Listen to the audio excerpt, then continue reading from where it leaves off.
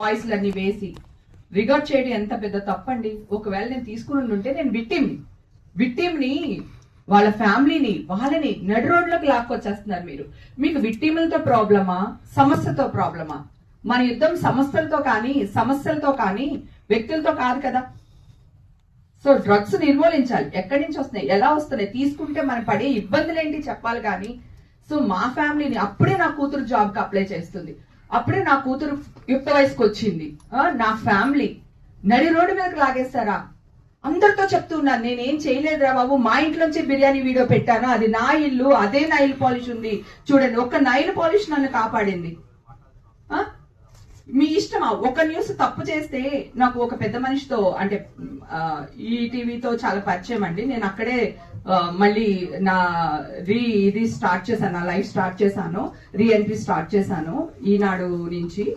అయితే ఆయన కలిసినప్పుడు, రామోజీ గారితో కలిసినప్పుడు ఎప్పుడు మాట్లాడుకునేటప్పుడు ఏదైనా ఉంటే ఆయన నలుగురిలో కూర్చునేటప్పుడు ఒక విషయం చెప్పారండి. మనం ఎప్పుడు వ్యక్తిగత జీవితాల మీద న్యూస్లు వేయకూడదు. మనం ఎప్పుడు సమాజం మెరుగుపడడానికి ఏం చేయాలో అది చేయాలి.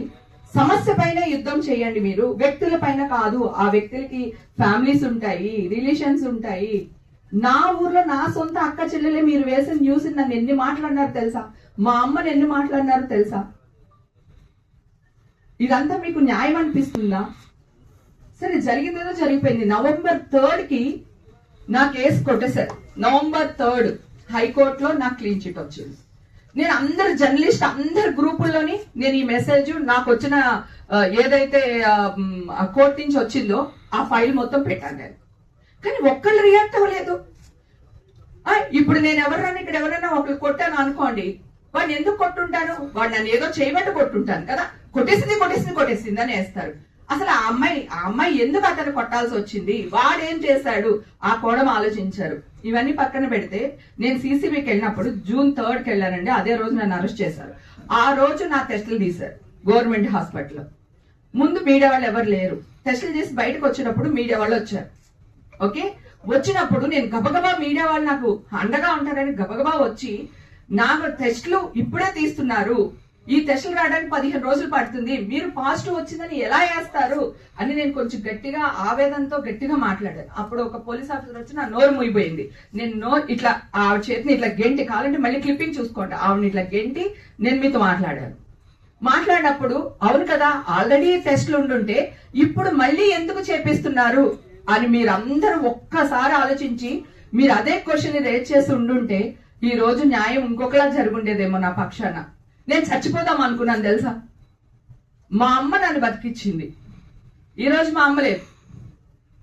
కానీ ఈ గుడ్ న్యూస్ అయితే అమ్మ వినింది, కానీ మీలో వచ్చింది మా అమ్మ వినలేదు. ఓకే, సో మా అమ్మలైతే నేను చచ్చిపోయేదాన్ని. చచ్చిపోతే మీరు అందరూ ఎలా న్యూస్ వేసేవాళ్ళు చెప్పండి? అవమాన భారం తట్టుకోలేక చచ్చిపోయింది హేమ, ఇదే కదా. ఆ అమ్మాయి ఏ తప్పు చేయలేదు, మా వల్ల చచ్చిపోయిందని అనుకోవట్లేదు. ఏమండి, కోర్టుకి వెళ్తాం, ఒక రేపు చెక్ బౌన్స్ అవ్వచ్చు, ఇంకోటి అవ్వచ్చు.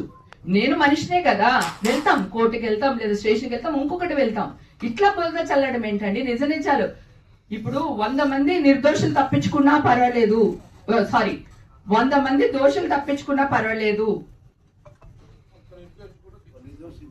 కదా. నేను తప్పు మాట్లాడానేమో అని నాకు అనిపించింది. అందుకని ఒక శిక్షించకూడదు అని మాట్లాడిన